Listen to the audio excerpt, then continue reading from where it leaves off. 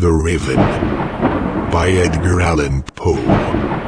Once upon a midnight dreary, while I pondered, weak and weary, over many a quaint and curious volume of forgotten lore, while I nodded, nearly napping, suddenly there came a tapping, as of someone gently rapping at my chamber door.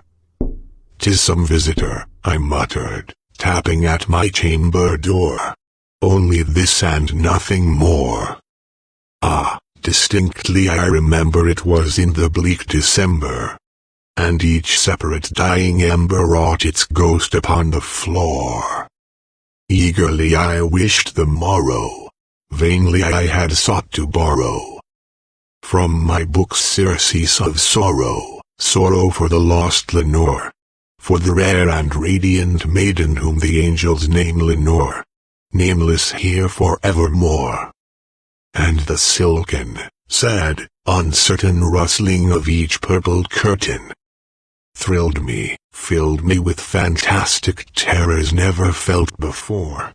So that now, to still the beating of my heart, I stood repeating, "'Tis some visitor entreating entrance at my chamber door. Some late visitor entreating entrance at my chamber door. This it is and nothing more." Presently my soul grew stronger, hesitating then no longer. "Sir," said I, "or madam, truly your forgiveness I implore. But the fact is I was napping, and so gently you came rapping, and so faintly you came tapping at my chamber door, that I scarce was sure I heard you. Here I opened wide the door. Darkness there and nothing more. Deep into that darkness peering, long I stood there wondering, fearing, doubting, dreaming dreams no mortal ever dared to dream before. But the silence was unbroken, and the stillness gave no token, and the only word there spoken was the whispered word, "Lenore?" This I whispered, and an echo murmured back the word, "Lenore." Merely this and nothing more. Back into the chamber turning, all my soul within me burning. Soon again I heard a tapping somewhat louder than before. "Surely," said I, "surely that is something at my window lattice. Let me see, then, what thereat is, and this mystery explore. Let my heart be still a moment and this mystery explore. 'Tis the wind and nothing more." Open here I flung the shutter, when, with many a flirt and flutter, in there stepped a stately raven of the saintly days of yore. Not the least obeisance made he, not a minute stopped or stayed he, but, with mien of lord or lady, perched above my chamber door, perched upon a bust of Pallas just above my chamber door, perched, and sat, and nothing more. Then this ebony bird beguiling my sad fancy into smiling, by the grave and stern decorum of the countenance it wore. "Though thy crest be shorn and shaven, thou," I said, "art sure no craven, ghastly grim and ancient raven wandering from the nightly shore. Tell me what thy lordly name is on the night's Plutonian shore." Quoth the raven, "Nevermore." Much I marveled this ungainly fowl to hear discourse so plainly, though its answer little meaning, little relevancy bore.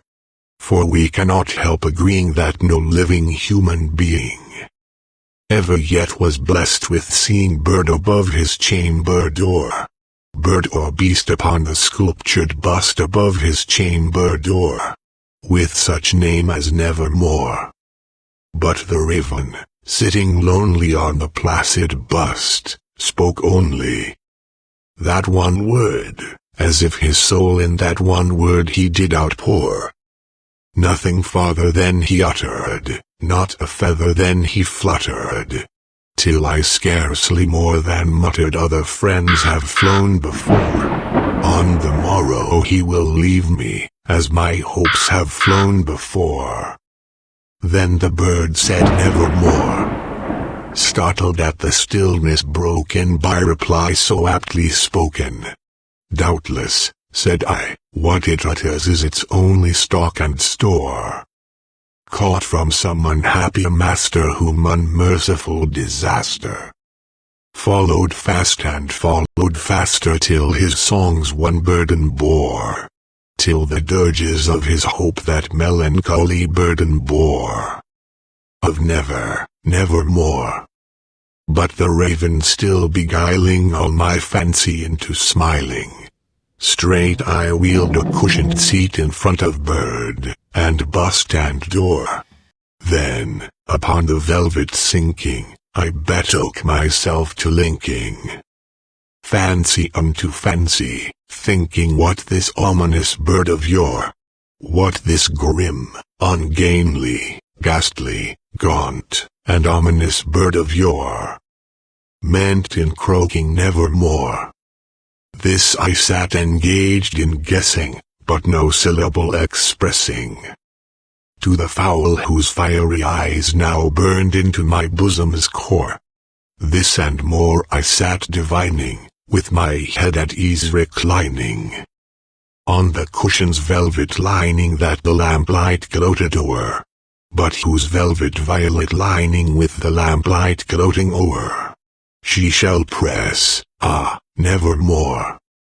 Then, methought, the air grew denser, perfumed from an unseen censer, swung by seraphim whose footfalls tinkled on the tufted floor.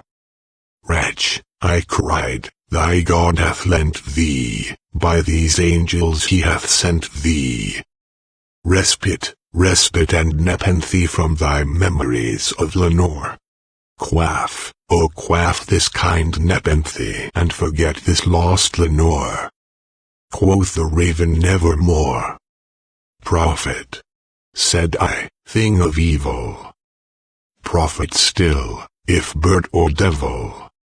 Whether tempter sent, or whether tempest tossed thee here ashore, desolate yet all undaunted, on this desert land enchanted, on this home by horror haunted, tell me truly, I implore, is there balm in Gilead? Tell me, I implore. Quoth the raven nevermore.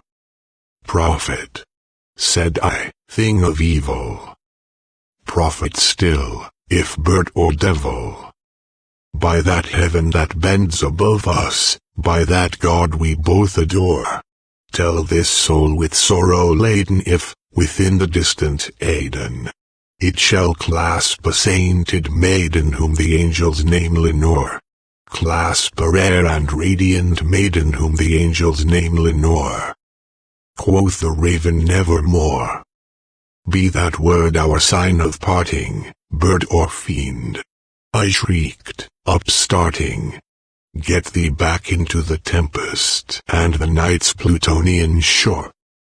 Leave no black plume as a token of that lie thy soul hath spoken.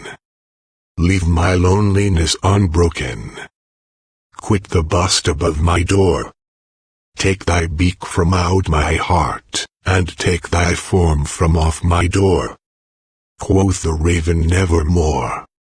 And the raven, never flitting, still is sitting, on the pallid bust of Pallas just above my chamber door. And his eyes have all the seeming of a demon's that is dreaming. And the lamplight o'er him streaming throws his shadow on the floor. And my soul from out that shadow that lies floating on the floor shall be lifted, nevermore.